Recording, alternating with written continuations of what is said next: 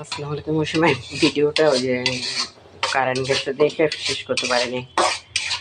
এই যে মশলা কষানো শেষ, নিবু নিবু চুলায় রান্না করতেছি।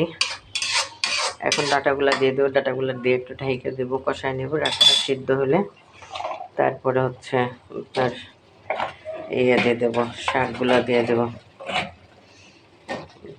ডাটাগুলা সিদ্ধ হোক, ডাটার আলু, তারপরে শাকগুলা দেবো আর কি।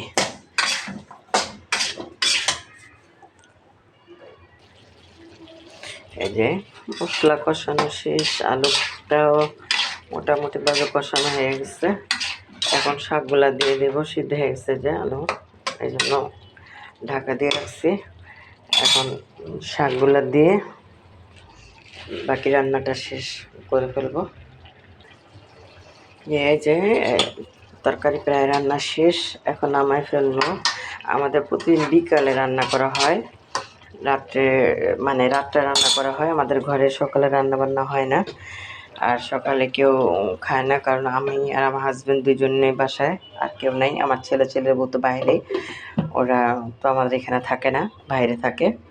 তো এখন তরকারি হয়ে গেছে, নেবু নেবু জালি। ভাতটা যখন রাত 1টা বাজে তখন আমি ভাতটা রান্না করব। ওই যে ভাতের পাতিল শুকাইতে রাখলাম। ভাড়া বাসা থাকি, হয়তো রুম আছে অনেকগুলা, কিন্তু টাইলস করা না, পুরান বিল্ডিং, অনেক বছর যাবৎ থাকি।